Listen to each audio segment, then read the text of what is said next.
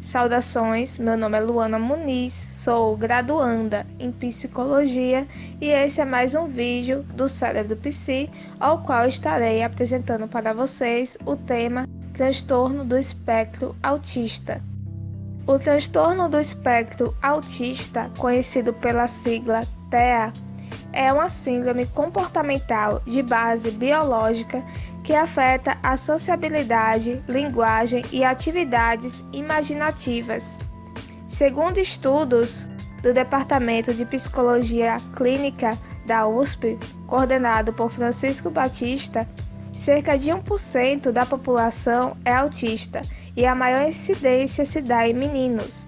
E através dessa porcentagem, que representa aproximadamente 2 milhões de pessoas no Brasil que possuem esse transtorno. E as crianças com TEA possuem uma distorção perceptuais e compreendem de formas diferentes as informações auditivas, olfativas, táteis, gustativas e visuais. Esses processos, do ponto de vista neurocientífico, estão relacionados ao desdobramento de funções como a linguagem, interação social e o comportamento que obedece a algumas áreas do cérebro.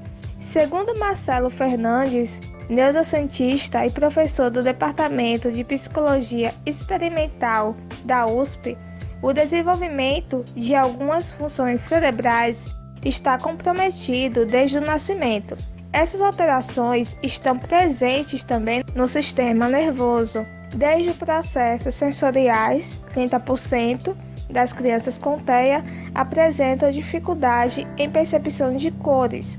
A alta sensibilidade sensorial e a dificuldade em selecionar estímulos importantes cria um caos interno ao qual não sabem distinguir o valor dos barulhos e estímulos. Nesses momentos, eles usam o mecanismo de supressão ativa, que é o desconectar do mundo.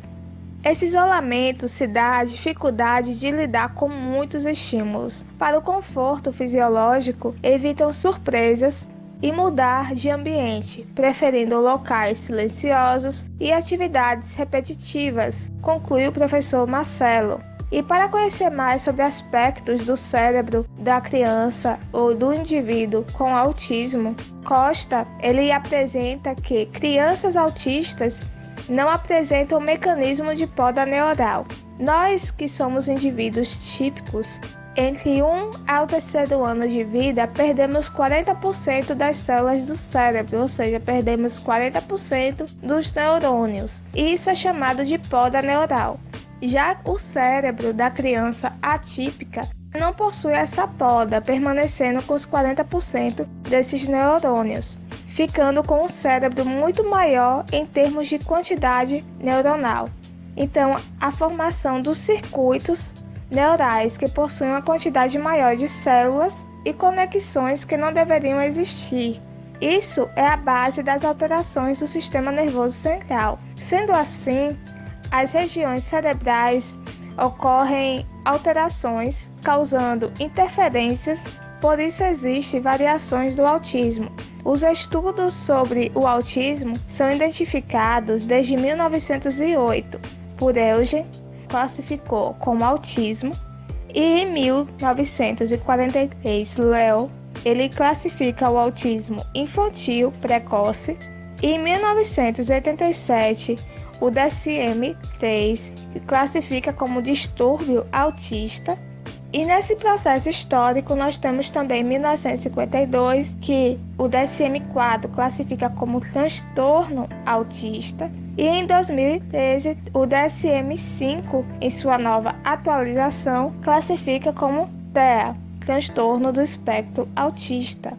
Então nós vemos que o desenvolvimento histórico foi progredindo. Com os avanços tecnológicos e científicos, nós vemos que a evolução do conhecimento sobre a identificação dos genes relacionado à etiologia do transtorno do espectro autista trouxe exames sobre genoma e exoma com testes genômicos ou hibridização genômica comparativa, que está substituindo testes antigos como o cariótipo. Esses testes genômicos eles estão sendo recomendados atualmente pelas academias americanas de genética médica. Então a gente vê que teve um avanço nessa identificação e eu vou estar explicando para vocês um pouco sobre esses exames mais à frente. Mas vamos falar um pouco, vamos focar nas questões genéticas para conhecer um pouco mais sobre os padrões ao qual está desenvolvido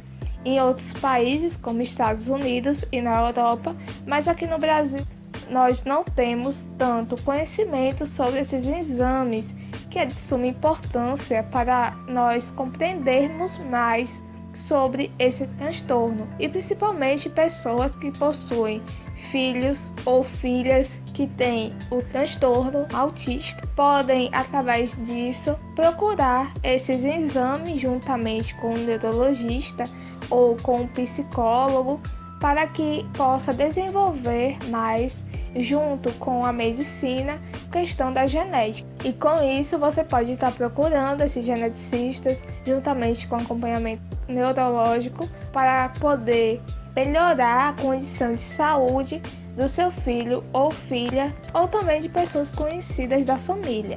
Então, esses exames detectam apenas microdeleções ou microduplicações cromossômicas.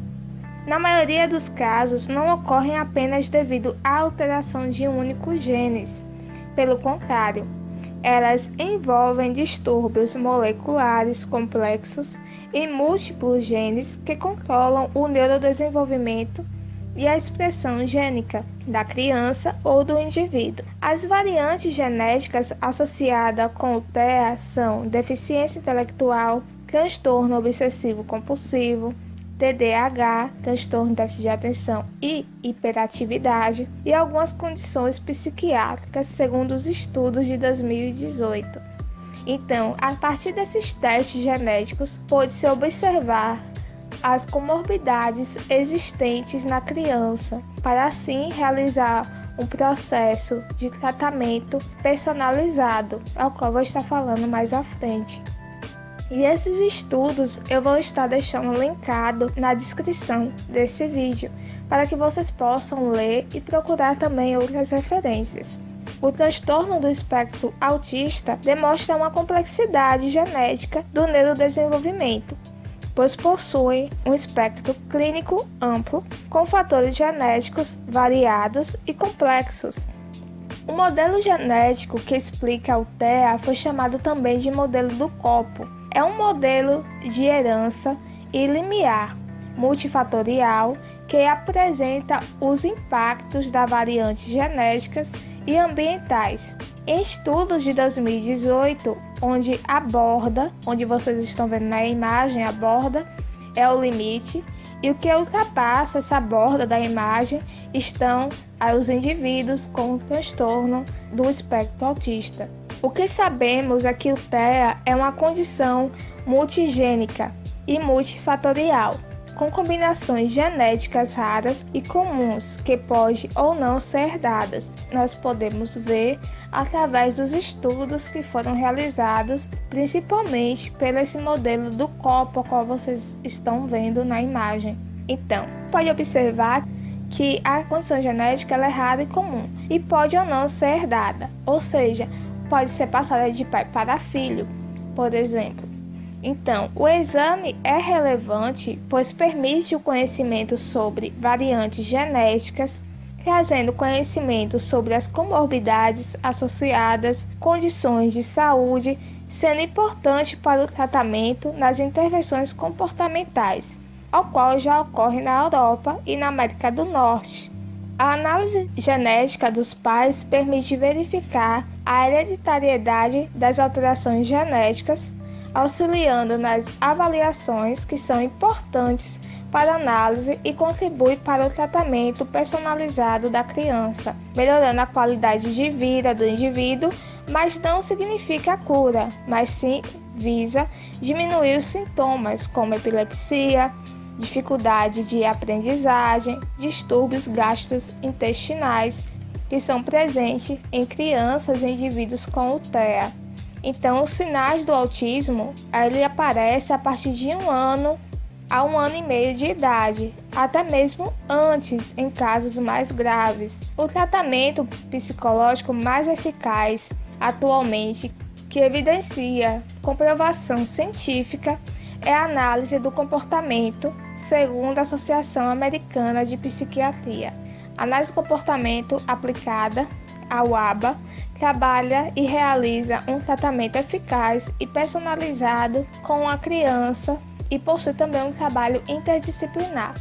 Na Europa e nos Estados Unidos, atualmente, devido ao desenvolvimento científico na área, um tipo de tratamento e terapia específica com a criança é a análise do comportamento, que possui a aplicação em ABA para que as crianças possam ter um desenvolvimento e um acolhimento eficaz em seu desenvolvimento neurocomportamental cognitivo. E como forma de seguir a ciência, nós temos como base os avanços tecnológicos e as comprovações científicas. E esses embasamentos científicos demonstraram que a única abordagem a realizar terapia com crianças autistas é a abordagem da análise do comportamento aplicada à ABA. Então, também a realização interdisciplinar, que envolve o fonoaudiólogo, o nutricionista, o neuropsicólogo, o neurologista, o pediatra e também outros profissionais que vão estar dando suporte para o desenvolvimento da criança ou do indivíduo. E lembrando, quanto mais cedo obter o diagnóstico, melhor para a criança. Então, fica a minha dica para vocês: procurem um neurologista, procurem um psicólogo, analista do comportamento, um pediatra. E para você que é adulto e acha que tem autismo, mas ainda não teve uma comprovação eficaz, procure um médico, neurologista, para que ele possa realizar a análise necessária, diagnóstico, para obter quanto mais cedo, melhor. Então, em homenagem ao Dia Mundial da Conscientização Autista, eu trago esse vídeo para vocês. Agradeço por terem ficado comigo até o final desse podcast, desse videocast do Cérebro Psi. Se faltou alguma coisa, alguma informação, é só falar conosco pelo nosso direct no Instagram. Então, se você gostou, peço que compartilhe esse vídeo, curta, siga a nossa página no Instagram, curta, se inscreva aqui no nosso canal no YouTube. Então, muito obrigado e tchau!